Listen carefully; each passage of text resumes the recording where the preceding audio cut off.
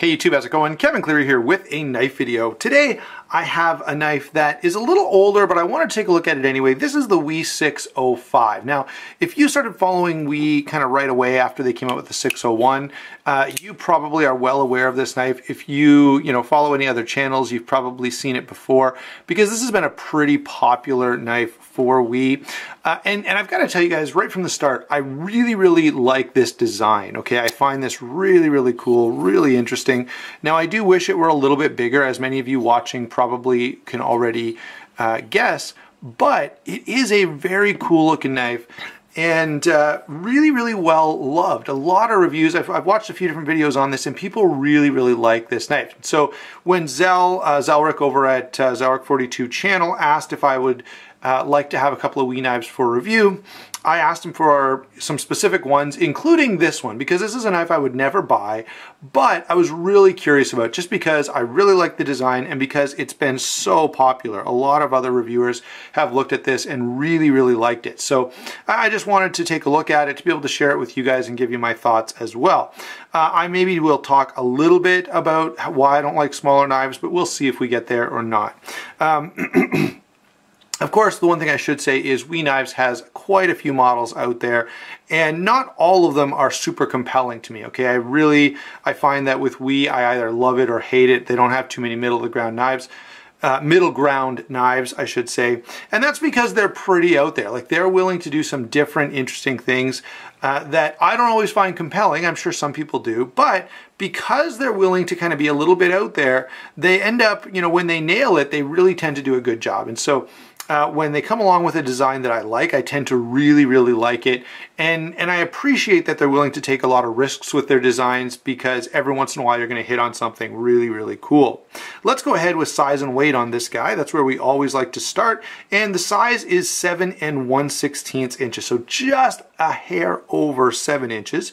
3-inch blade, 4-inch handle, 3.9 ounces. Now that is the one thing that really stands out for me in terms of size and weight. This is a pretty small knife, okay? Not much going on here, but it is quite heavy. And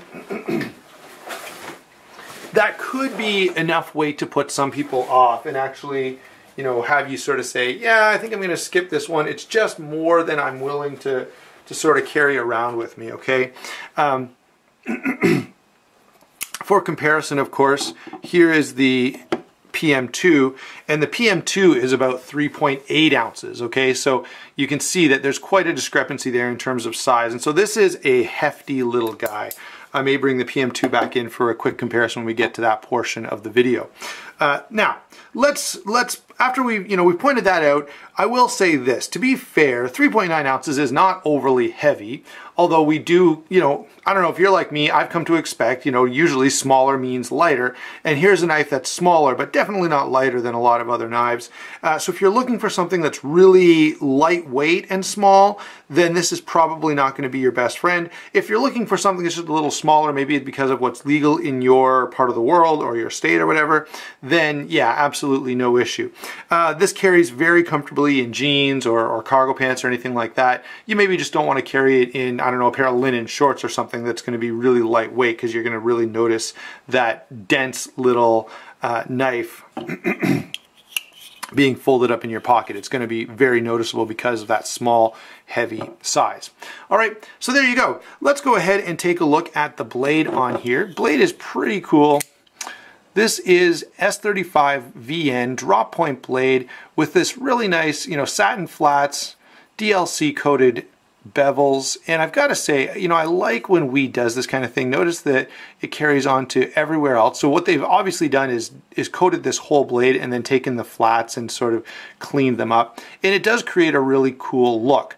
Now the limitation of this is going to be that, like we always say, DLC is going to show wear a little more. If you get into a lot of heavy duty cutting and you're really going at some wood or cardboard or anything with this, and you're going to notice some wear and some scratching on here. So it's not going to look maybe as nice for as long. For that reason, I generally prefer satin bevels and DLC flats. If this knife was the exact opposite, I'd be a little more happy with the overall design. The way that they've carried off the DLC, but I've got to admit that it looks really cool. Okay, so it depends on what kind of user, collector you are. Maybe you're willing to sacrifice a little bit of function for form that you really enjoy. And I know I definitely do that from time to time, so I can't be too critical about it.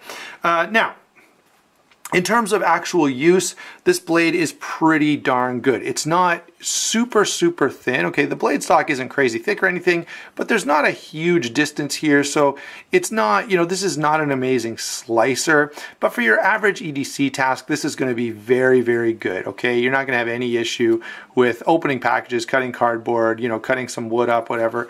Those kinds of things, this is going to work really nicely for. Just not ideal for food prep, and of course the short length is also going to limit it for any kind of food prep, especially if you're, you know, you try to cut an apple in half. Well, this may not reach across a whole apple. Okay, so there's kind of that consideration to keep in mind, and that's one of the reasons I lean toward the longer blades. All right. This blade, though, is very stout. You know, it's kind of a stocky little knife overall, and the blade certainly carries along with that theme. So really, in terms of the theme of this knife as being, you know, kind of this small, strong, heavy-duty little knife, you wouldn't want a blade that was too thin, or it would kind of break that sort of overall theme that they seem to be going for. Now, moving on to the action. The action on this is actually this action is really nice, and I've got to say I'm really impressed with that, because this is an earlier Wii model, and maybe this is a more recently built one and they've made changes. I don't know for sure. Maybe if you've had an older one, you could comment below, but the action on this is very good. You know, the detent is pretty stiff. When it breaks, that blade just flies out of there. So very positive. Really well done in that department. Now, I'm bringing that up because you guys have heard me before when we talk about Wii knives complain about too soft of a detent. I've had a number of Wii knives where, although they still deployed when I wanted them to, the detent was just a little softer than I like to see. This one, though, is definitely not that way. It's a nice stiff detent. It really deploys with a lot of authority, and so I think they've got that really dialed in here. Like most Wiis, it also has, you know, very smooth action. It's ceramic bearings and ceramic detent, which is really nice. Okay, and they, you know, that aspect in terms of how smooth the movement is on a blade, so that's this portion here. Wii knives are always fantastic. I've never had one that was a problem. The only issue I've ever had was sometimes I'd wish for a stronger detent. Okay, this one, though, definitely not. The detent is definitely on point here. So moving on from that, I think, you know, really you can see why I like this knife, guys. Pretty much what I've said has been fairly positive, because they really have done a good job. Genuinely, I think they've done well here. Let's talk about the handle next. The handle is nicely textured, very cool blue and purple anodization. I think that's a nice color combination. You see that fairly often from Wii knives. And you know, it's very attractive. Now, of course, there are a bunch of different colors available in this, so if you don't like this particular color scheme, that's fine. There's probably 10 different ones available right now on Blade HQ. I mean, I'm guessing a little bit of that, so don't go to Blade HQ and then come back and say, Kevin, you said there were 10 and now there's nothing. I really don't know, but I do know there's a lot of variations of this available, so if you want a different color combination, you can probably find what you want, okay? Nicely anodized hardware, still sticking with the Star hardware. Remember, this is an older Wii model. Milled titanium clip, again, ties in nicely with the knife. No hot spots created by that clip, which is appreciated. In terms of construction, you've got two halves of the handle milled out of titanium and then assembled together. And when Wii does this, they do a great job. Look at that gap. It's almost invisible. Okay, they have done really well putting that together. You know, it's just perfectly flush and smooth. With your finger, you can just barely feel it. So really good in terms of quality control, in terms of fit and finish. That aspect is great.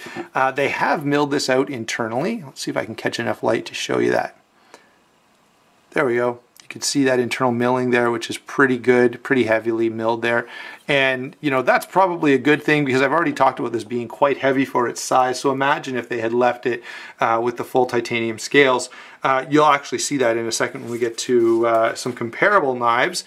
But I appreciate the milling to save a little weight. The construction is very good. And the ergonomics overall, although like any small knife, it's hard to get full 4-finger grip on here. Overall, it's not too bad at all. Excuse me. So let's go ahead and get some comparisons in here. Now, the first comparison, or the main comparison that I want to give you, is this knife right here. This is the Zero Tolerance 0900. This was sent to me. So I've got two knives here that are both visiting. This one was sent from Real Bush Monkey EDC. This one, of course, from Zelric 42. Instagram, YouTube. Okay, keep those straight. Don't go looking for one in the wrong place. I think Zel you'll find on Instagram as well. Anyway, these two knives remind me a lot of each other. They're both pretty ergonomic. They're both really short, stout, heavy-duty knives. This one is smaller, so really I would consider this a 3-finger grip knife, and I really don't like that. So that really puts me off the 0900. However, otherwise there's a lot of similarities. Nice stiff action. The action on the ZT is probably a little crisper. Okay, when it breaks just a little harder and fires out a little bit faster. Blade design, of course, is quite different, although cutting edge is fairly similar. You're losing the finger choil here. That's one issue I do have with the... Anyway, that's a different discussion. Let's leave that one alone. But yeah, two very comparable knives. This guy is quite a bit heavier, though. You can really notice the difference in weight here. This is a very hefty little knife, and we'll talk about this when we get to full review. What else have I got that's kind of smaller? We've got the Cold Steel Con. I don't have a lot of small knives, guys, so I'm really, scraping the bottom of the barrel trying to find a couple things that I can bring in for comparison. This knife is it's similar in size, around that 7-inch mark. This is the Rake 831. Not in the same caliber in terms of quality, but some similarities there. What else have we got? I'll bring in one other WE knife. This, of course, is a more recent design, but this demonstrates what I was saying about, WE has some knives that are really out there, and they're not afraid to do something that's a little bit different. The light's been moving on me. I'm going to try to adjust here. There we go. They're not afraid to do something that's a little bit different, and so a knife company that can make this can also make this, and that is one of the sort of side points I wanted. Let me throw in here quickly just the steel wheel cut jack and the Para 2, just because these are pretty popular, well-known knives, and it should give you an idea of what we're talking about in terms of size here. Okay, so, excuse me, there are the comparisons. What is my overall take on this knife? Well, guys, I've got to say, I think this is definitely one of WE's better designs.